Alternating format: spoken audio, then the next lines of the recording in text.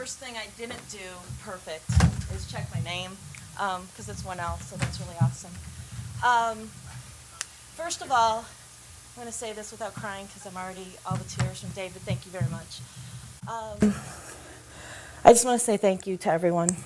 I would not be here today if it weren't for you guys in this past year. It's been an amazing journey, and I can't wait to see where we are 5, 10, 20 years from now, and see everybody on the A-list with us. Perfection. Webster defines it as freedom from fault or defect, flawlessness, an exemplification of supreme excellence, maturity.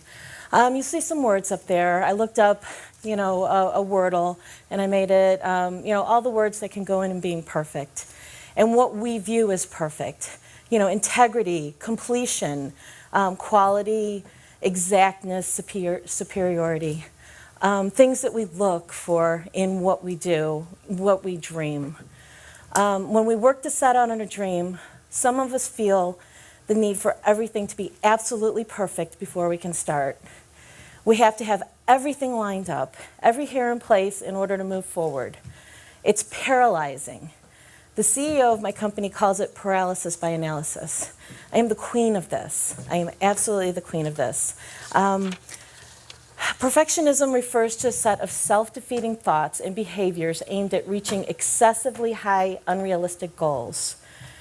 The desire to be perfect can both rob you of a sense of personal satisfaction and cause you to fail to achieve as much as people who have realistic strivings.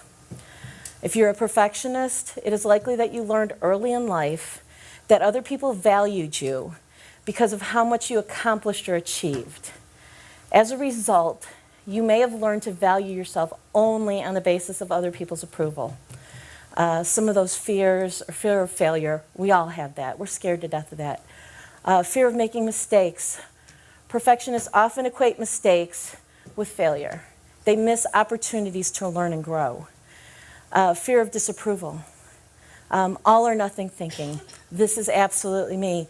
If it's not all perfect, I can't do it. When I go to blog, I got to have the right title, the right quote, the right words, the right timing. I got to have a glass of wine. The kids have to be quiet. If I can't get all that, I don't get there. And then what should have taken me 15 minutes to write takes an hour or two. Or right now, I'm paralyzed. I don't have a blog written.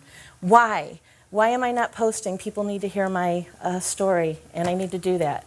Another example of that is a straight-A student who gets a B and then thinks that they're a failure because they got a B in a certain subject. Overemphasis on shoulds, having rigid rules. It should have been done this way.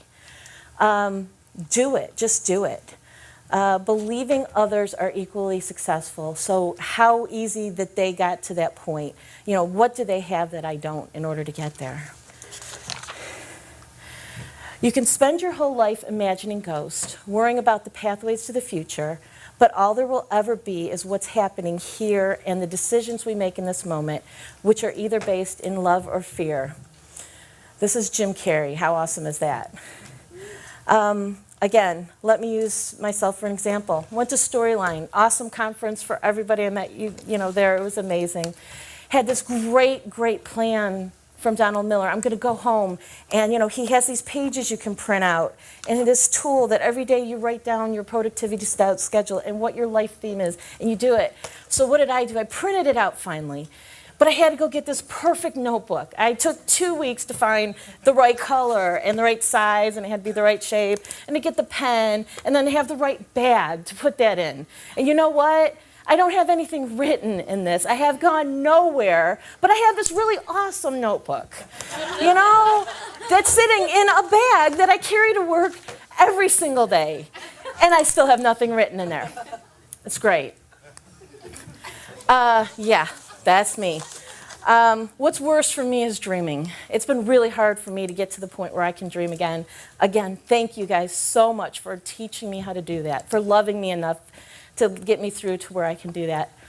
Is my dream good enough? Is it worthy enough? What if I'm being too self-serving? How dare I do something for me? Am I going out there and helping people in third world countries, or just helping my family? Or hey, maybe it's just improving myself. Is it big enough? Is your dream big enough? You know, your dream might be cleaning out your closet. I know Laura's had this awesome, contest, or drinking more water. You know, why is that a silly dream? Your dreams aren't silly. Do I deserve it?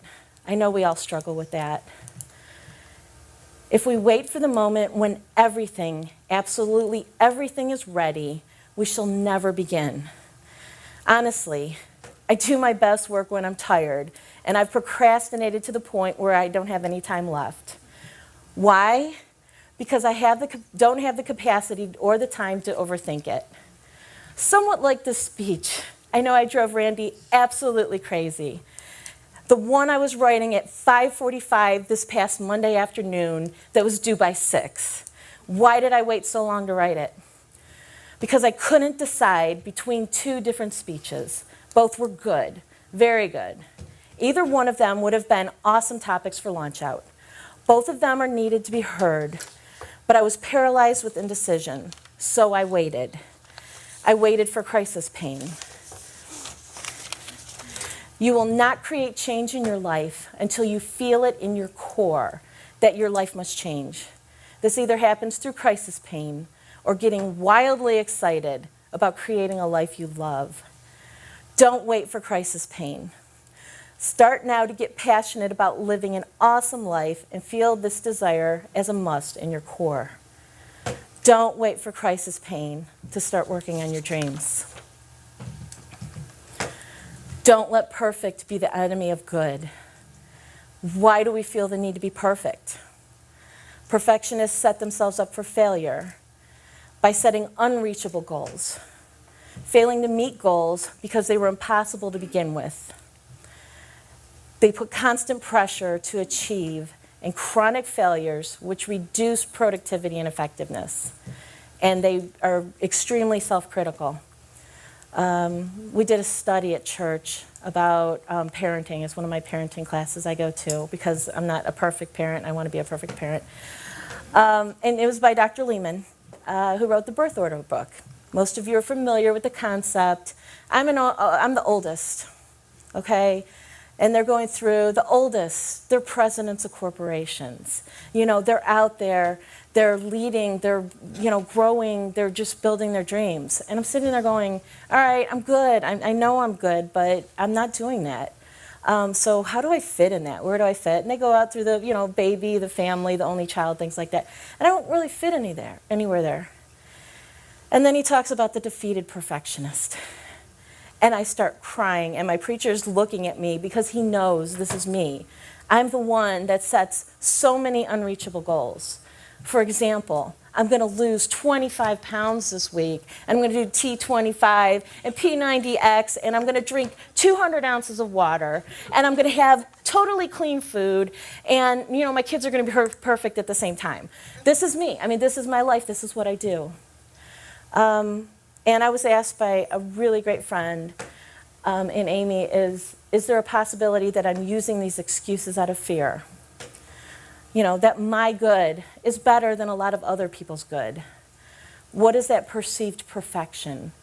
My B plus probably looks like somebody else's A plus plus. And so what is it that I am setting myself up for? Sorry about that. Again, not perfect. Why is it that I do this? Why do I set myself up for failure? The truth is, your haters are going to hate no matter how perfect or imperfect your dream is. Your tribe is going to support you no matter what. Just do something. Anything towards your goal is more than you had yesterday. Take a step towards your goal, make a list, do a Google search, do anything. Cross something off your list. Done is better than perfect. Do what you can with what you have until you can do what you want.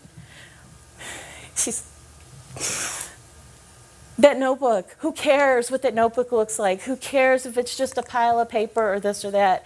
Just do something. Taking you one step closer to your dream puts you just a little further ahead. Lots of little steps eventually make big leaps. And even if it isn't exactly in the right direction, at least you are moving somewhere. It doesn't have to be perfect. You're going to change that dream and what it looks like 1,000 times before you get to your destination. So quit worrying about the little details. Be a healthy striver. Healthy strivers set goals based upon their own wants and desires rather than in response to external expectations.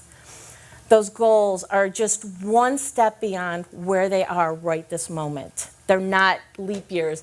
They're not at the end of the post, like Jared told us. They're these little ones, and every step in between. Just take that first little step. Make them realistic. Make them internalized and potentially attainable. Then take pleasure in the process instead of focusing on the end result. When experiencing failure, which you absolutely will, limit the reaction to that specific situation rather than your entire self-worth. Anything, any something is better than nothing. Nothing keeps you where you are right now. Nothing keeps you rooted in fear and stagnating in procrastination. The thing that is really hard and really amazing is giving up on being perfect and beginning the work of becoming yourself. It's kind of scary. It scares me. Break down your dream into smaller, more manageable goals.